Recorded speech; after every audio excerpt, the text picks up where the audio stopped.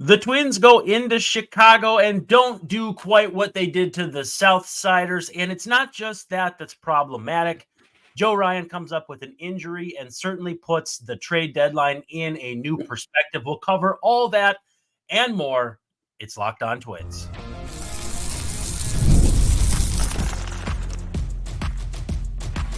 You are Locked On Twins, your daily Minnesota Twins podcast. Part of the Locked On Podcast Network, your team every day. Well, hello again. Welcome back to Locked On Twins. I'm your host, Brandon Warren, and you can unfollow me on the tweets at Brandon_WARNE. Been watching the Twins for 3 decades, covering them for about half that long, and joining me now, only one time zone away, is Mr. Dave Brown. Talk to him, Dave. Yep, it's only we're down to one Portland, basically. Before we were 2, now we are 1. I am Dave Brown. I've been a baseball reporter professionally since 1998, and I've been in the Baseball Writers Association since 2012. At least that's my story, and I'm going to stick to it. There's something so romantic about, and now we're 1. But right. Thanks for making Locked On Twins your first listen every day. We're free and available wherever you get your podcasts, as well as on YouTube. And of course, as part of the Locked On Podcast Network, we're your team every day. We love to hear from you in the chat on YouTube, especially if you're watching our live premieres.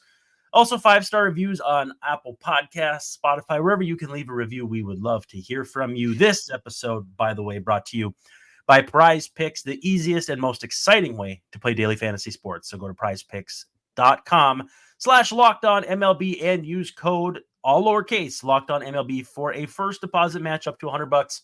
Twins off on Thursday, and then welcome the Guardians to town for 4 over the span of 3 days. It's going to be apparently Bailey Ober and Louis Varland for the Twins against Alex Cobb and Tristan McKenzie. At least that's how Roster Resource sees it. As of this moment, you can catch every pitch of the Twins' hometown broadcast with Chris Atterbury and friends on SiriusXM. Just download the SXM app and search Twins. So again, it's looking like Ober and Varland, and then SWR and Festa. Not exactly the 4 you'd hope for against the Guardians, as the Twins are trying to chase them down for the division crown. But them's the breaks. So we have a lot of ground to cover, and part of that is because you and I haven't spoken that much while we've both been on vacations. Me now back from Portland, although a bit under the weather. And my tongue is green, or blue rather. But I blame the big league chew rather than the fact that I may have COVID coming back from Portland. So I don't know if you can hear it in my voice or anything, but we're feeling okay on this side of things. And Dave, I don't know the virology of it. I do not believe COVID is contagious through a podcast. Virology is also a very underrated Pearl Jam album. So, I think you put that on and maybe you'll feel better. But the Twins, they don't have any disease, but they do have some starting pitching issues with Joe Ryan going down in the Cubs series. At first, it looked, when people see a guy throw a bad pitch and then tell the trainers to come out, it's you always get that sinking feeling. Now, it turns out he's got a triceps injury, and a tricep or bicep, it's the musculature in there. It's better than maybe what we thought it could have been. And it's still going to be a matter of probably a couple of weeks before we see him again at the very soonest. And that's not great for the pennant race, but the Twins have battled through things like that before, and they're going to have to do it right now again without him. Yeah, let's talk about pitching from that Chicago series. We can start with Ryan, I guess, because it's on the tip of our blue tongues here. But I believe it was a split. I was actually watching on the airplane, which is not any sort of humble brag or anything. I just happened to have Wi-Fi on a Delta flight, which is not that exciting. It wasn't in the cockpit. You weren't like in the pilot's lap watching the game, like Roll 11 Comfort Plus, which I've never even flown before. It was kind of nice. But I saw Joe Ryan throw what I believe was a split. I think was the last pitch he threw. And, I'm thinking about it to myself, and I'm kind of mimicking the grip of a split while I sit here.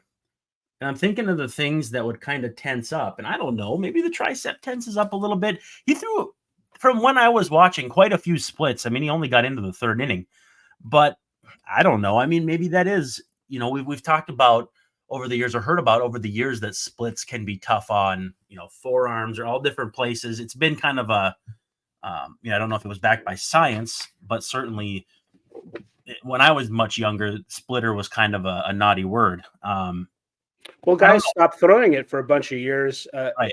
As it turns out, I don't think there is actual scientific evidence that shows that it's a problematic pitch in particular.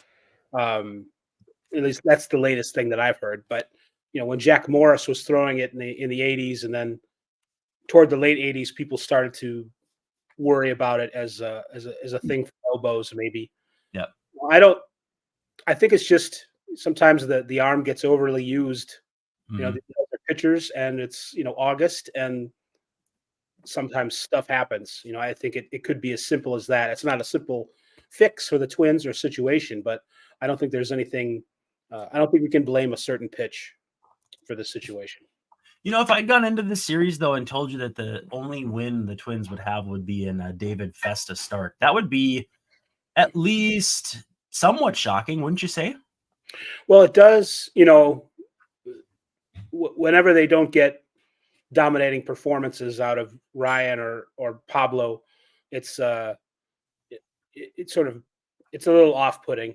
But there's details like this with Festa pitching well. They're going to need a lot more of that, but it's encouraging. The big picture is still good. The Guardians are kind of collectively regressing. It is sort of too bad that the Twins couldn't put a longer streak together and maybe be even or a little ahead at this point.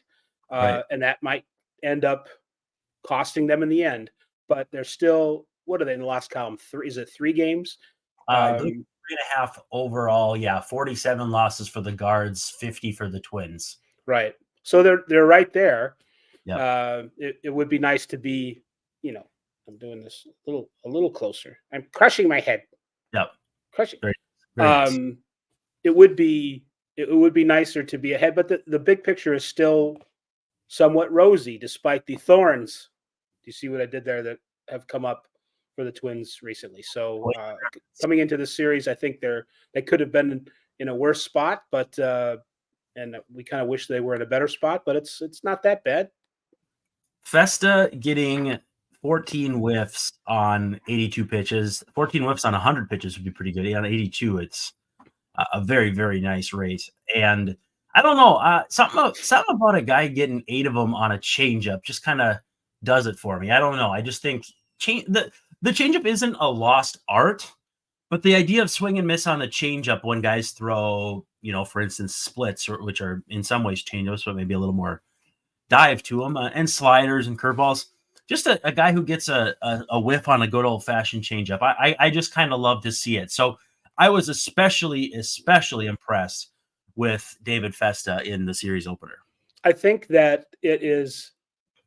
I don't know if it just seems to me that a good changeup just might be the most effective pitch in Major League Baseball, and the most sustainably so.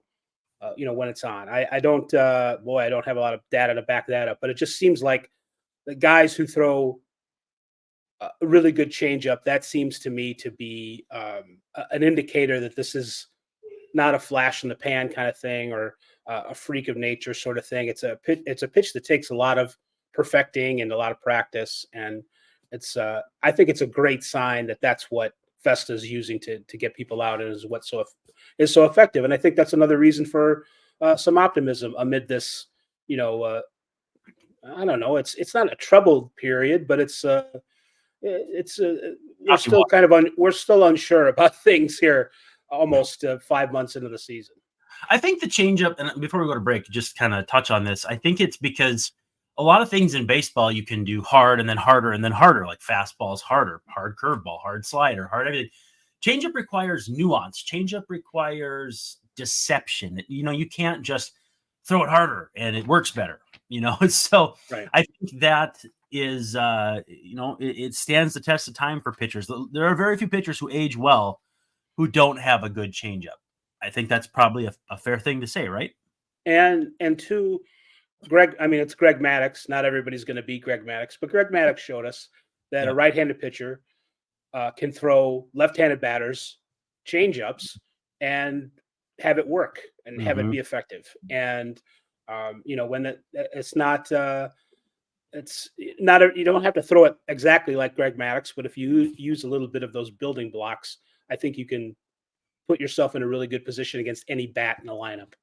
No question about that. Let's take a quick break. When we come back, I want to ask if the Twins have any trade deadline regrets, if Trevor Richards should be viewed in any certain way with how he pitched coming in relief for Joe Ryan. And maybe we'll tease a little, is it Zebby Matthews time? But first, a quick word.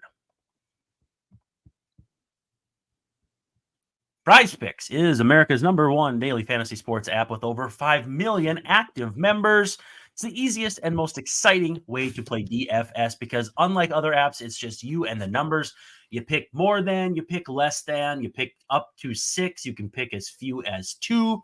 You can find those demon picks that give you those the kind of exciting multipliers. It's really a very customizable DFS experience. I can't recommend it enough. I've had so much fun taking a spin around the app, and you also can turn $10 into 1,000 with some of those demon picks.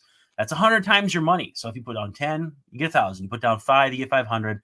I'm not going to do any more math because math is tough and I am tired. So we will, though, get you figured out here with PrizePicks. You can turn $10 into 1,000 while watching Team USA rack up the gold medals this summer. Not much time left to do that, but you can make a PrizePicks lineup, easy for me to say, of players across basketball, soccer, tennis, golf, and much more in as little as 60 seconds. I cannot stress enough how easy it was to do for when I was, taking a spin around in there. Again, it's just more than or less than on 2 to 6 player stat projections, and you are locked in. And if you're looking for promos, PrizePicks has you covered every day of the week, from lowering certain players' projections on Tuesdays to help your lineup hit, or getting your entry fees back if you have a losing lineup on Fridays. I actually saw a Paul Skeens where it was a Livy Dunn bonus, and it was 2 strikeouts subtracted from his over and under. I think you'd probably have to knock that one down if you have the chance. PrizePicks available in more than 30 states across the country, including Cali, Texas, and Georgia. So jump on that app, see if your state is one of them, that it is permitted. Download the PrizePicks app today and use code LOCKEDONMLB, and they'll match your first deposit up to $100. That's code LOCKEDONMLB on PrizePicks for a deposit match up to $100. Pick more, pick less. It's that easy. All right, Dave. Trevor Richards came in with Joe Ryan basically leaving the game in the middle of a count. I mean, literally just could not have been more abrupt. And I've seen a lot of different takes of, Richards, 5 walks and wild pitches and all that. And then I've seen people say, listen, you're rushed. Yeah, you get as much time as you need, but there's the implicit, everyone's watching me warm up. I want to get ready as quickly as possible. I'm having a hard time holding this outing against him too much. I know he didn't finish an inning. I know he threw 40-some pitches and 17 strikes. I know it wasn't good. But part of me is just like, you know what? It's really hard for me to do anything meaningful analysis-wise watching him go from 0 to attempted hero and fail. You're a very forgiving person, Brandon, and Yes, I am. I like that about you. I think that's a great quality. And I think you can, to some degree, wipe the results based on the things you were talking about, coming into a game with, no notice and having to warm up from the get-go in front of everybody like that. It's not like you can kind of work out your kinks in the bullpen under semi obscurity and hiding from people, especially in Wrigley Field where you do it under the stands. Kind of a weird setup out there. But it's at the same time, I think if Richards is a guy who's got a pretty good track record in the major leagues. And by that, I mean, he's pitched a lot. Not that his results are that good, but I think he's coming from kind of a place of mediocrity. I don't think we're going to get necessarily great results. I think he's one of those right-handers who's pretty good against lefties. Is that his calling card? But change up, yeah. I wouldn't. I would say Richard's performance is more indicative of what he is overall rather than what he is in the moment like that So I think it would be great if Justin Topa continued to churn away on his rehab assignment as he ramps up and get him up to the majors as soon as possible. Yeah, it sounds like there's maybe an off chance he could be ready as soon as Friday, which is when the series begins. Thursday, off day for the Twins coming back home, which probably is not a moment too soon.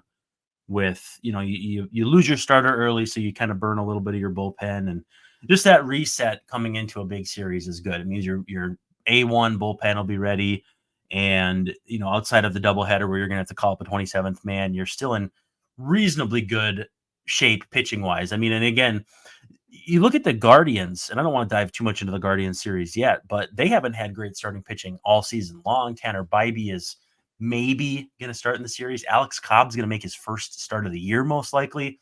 It's not as though both of these teams are coming into this ready to steamroll each other. It's two teams that are in the dog days of summer and are feeling it.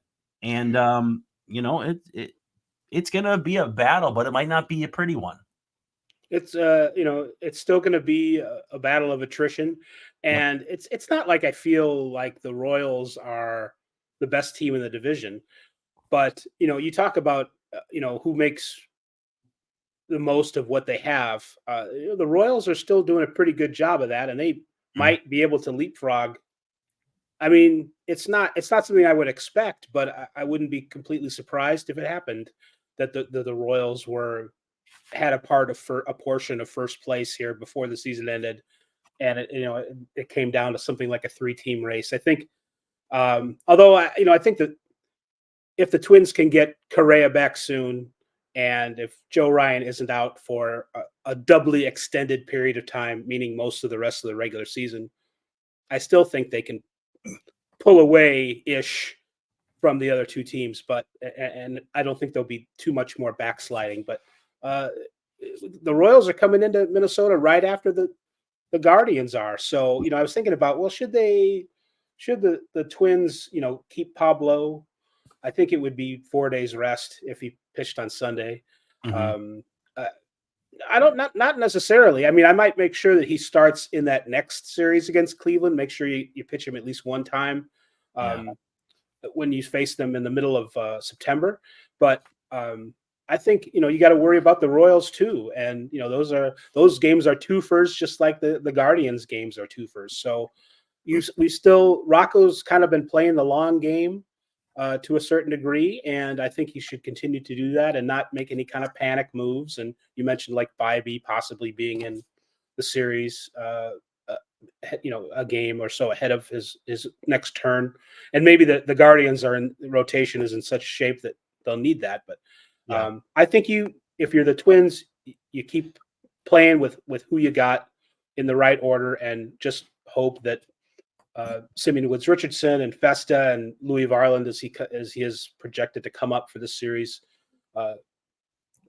don't do too bad a job and put the bullpen in a bad position. I kind of wonder, though, if Thursday's off day will give them time to evaluate Joe Ryan and maybe bring Louis up in Joe's roster spot, and then bring up another guy as the 27th man. Again, I know that they've reported, or that it's been out there, that Louis would be the 27th, but at that same time, do you think that could happen? I mean, do you think Louis could be the one who takes Joe's turn in the rotation maybe twice, 3 times? Because if you bring him up now as a full-time guy and not as a 27th man, I'm not saying you can lengthen out your rotation. I mean, that would have been an option if not for the doubleheader. Although I guess the day off does kind of change that. I don't know. Bringing up Louis as a rostered player instead of the 27th man, and then bringing up a different 27th man, maybe Ronnie Enriquez, who can give you some depth, length, whatever. I don't know. I'm not saying it's likely. It may not even be something they're considering. But if you have a pretty good idea that Joe Ryan will be out 10 plus days, and it's hard for me to imagine not, then I don't know. I mean, the alternative, and we'll talk about the alternative on the other side of the break, is also interesting. But I think Louis Varland, with the way he's pitched at AAA the last few turns, is worthy of a look. Again, you're going to have to understand that you're putting him in some big spots in starts that matter a lot. And if it doesn't work out, it just kind of is what it is.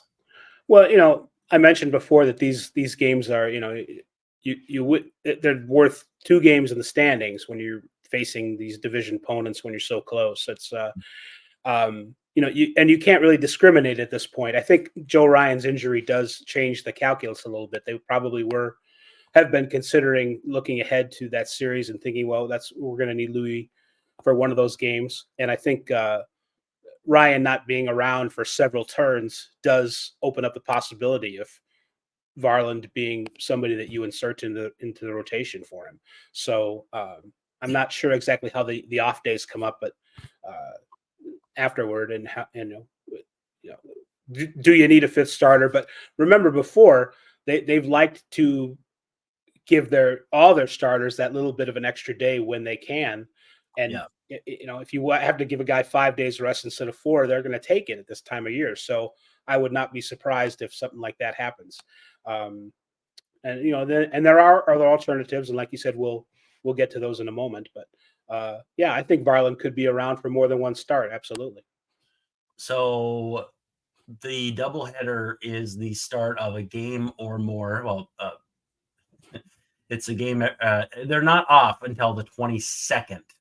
Between being in San Diego and coming home to face St. Louis. So that is a gauntlet. So I think they're going to want to lengthen that out and give themselves a bit more space there in the rotation. I got a couple theories. So let's take a quick break. We'll come back. We'll wrap this whole thing up with what I think could happen on the other side of this break and the other side of tomorrow's off day. But first, we got to talk up our friends at Liquid IV. One of my favorite cold treats at this time of year is a big old glass of half lemonade, half iced tea. We all know it as an Arnie Palmer. But there are some options that are going to give you some hydration, like Liquid IV, which are not only going to taste great, but make you feel great. I and my wife have both been drinking it for quite some time. In fact, I think I could probably dig in this drawer here and find, you know what? We brought them with on our trip and haven't unpacked them yet. But we have Liquid IV on our person at all times. My wife loves drinking it to get her hydration going. And it's you stay hydrated. It tastes great. You can do it while you're traveling. It's easy to bring with you because it's powder. It's not like those other guys with the big bottles or anything that you got to lug around. It's just an easy water bottle. You crack the top, you take a small sip, and then couple shakes, shake it up, and you are ready to go. There's all kinds of fun, different flavors as well. My favorite is popsicle firecracker, which is kind of like it's supposed to give you like a summer vibe, like the popsicles you eat during the 4th of July, or the bomb pops, the red, white, and blue. And it's a tremendous flavor. It's a blend of citrus fueled lemon, lime, tart cherry, and raspberry. But they've got all different kinds of flavors: acai berry, lemon lime, pina colada. I've tried just about all of them. And then my wife brought home another one that was pear, which was just excellent. But it's easy to open up. It's just tear, pour, live more. 1 stick plus 16 ounces of water. Hydrates better than water alone. It's powered by Liquid IV's Hydra Science, which is an optimized ratio of electrolytes, essential vitamins, and clinically tested nutrients that turn ordinary water into extraordinary hydration. 3 times the electrolytes of the leading sports drink. And it also has 8 essential vitamins and nutrients. It's always non-GMO, vegan, gluten-free, dairy-free, and soy-free. There's no more thirsty summers when you indulge in hydration with Liquid IV. So get 20% off your first order of Liquid IV when you go to liquidiv.com and use the code MLB at checkout. That's 20% off your first order when you shop Better Hydration today using the promo code MLB at liquidiv.com. It's always fun, Dave, when we get a sponsor that I've tried before, because then I definitely like have a long-standing relationship with it. And I tell you what, Liquid IV is just incredible. But do you think there's any chance? And I know the numbers look bad. Could it be Zebby Matthews time? I know he's not. You know, the ERA is like 7. It's like a North Dakota area code, but he's getting BABIP'd. He's getting FIP'd. He's getting dipped. No, but basically he's doing his thing with strikeouts. He's not walking anybody, and then he's got like a 450 something BABIP. It's only 3 starts, so it's hard to put much stock into these things all statistically. He's been good this year. Why not give him a shot? You know, you're in a spot where you're already going to be relying heavily on David Festa. You don't know when Joe Ryan will come back. Why not give Zebby a little audition here? Well, I think it might have been in the cards for sure, based on how he was doing at AA, and then they promoted him to St. Paul to see what he could do against those guys. I don't know. 22 hits allowed in his last 14 innings. I've added this up about 6 different times and gotten 5 different answers. I'm getting loopy at night, but that's not great. It's not a huge problem with home runs, but he seems to give up 1 every outing or so, and I don't know. He's already like Joe Ryan then. Yeah. But does he have, is he going to be able to get the strikeouts and minimize the damage? And I still like the kid long term. I don't know if the time is right. Well, let me look just crossing the fingers here with Louis Varland. I'm just crossing them. See? Well, if you bring him up, not that this is a huge part of the calculus, he is not Rule 5 eligible until December 2025. So if you push that envelope too quickly, you do crowd up your 40-man a little bit, but at the end of the day, it just comes down to, hey, how soon do you expect to have him up? Is it going to really hurt you to carry him over the offseason on the 40? I don't know the answer to that, but I'm more asking it to be a provocateur. I don't think it's going to be, but at the same time, it wouldn't hurt to see what you have in the guy. And it's not like you're going to ruin him. He's already pretty close to who he's going to be. I like that you invoked the Rule 5 part of that isn't something that I would have thought of, but it's definitely something that the Twins, you're like a little junior general manager right now. I love it. It's because that's the kind of minutia that they have to keep track of, or else they're not doing their job.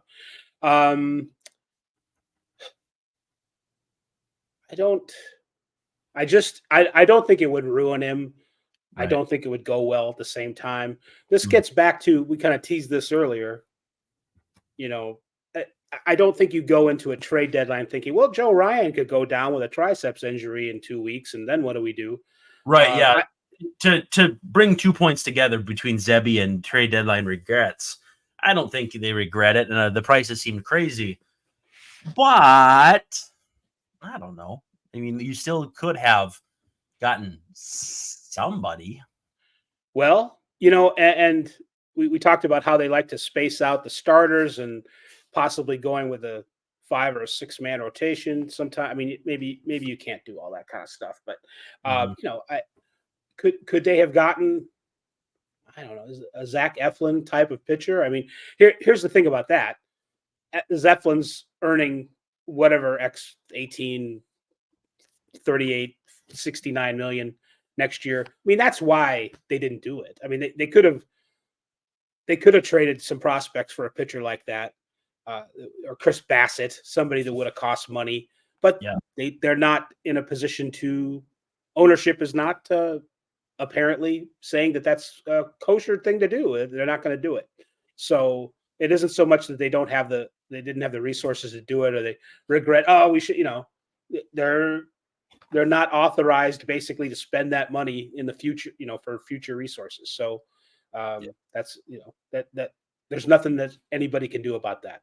So we can regret it all we want, but I don't think that means that they were about to do a different move. I had a light bulb moment when you said Zach Eflin, and it's how similar his name is to Zach Efron, who had a pool diving mishap recently. I don't know why. Is he going to be okay? Yeah, it sounds like it, but just that's where my brain goes when I'm coming off a 7-day trip and I'm time zone, jet lagged, and all that. Is Zac Efron has he been in a baseball movie? It seems like he would have been. I can't.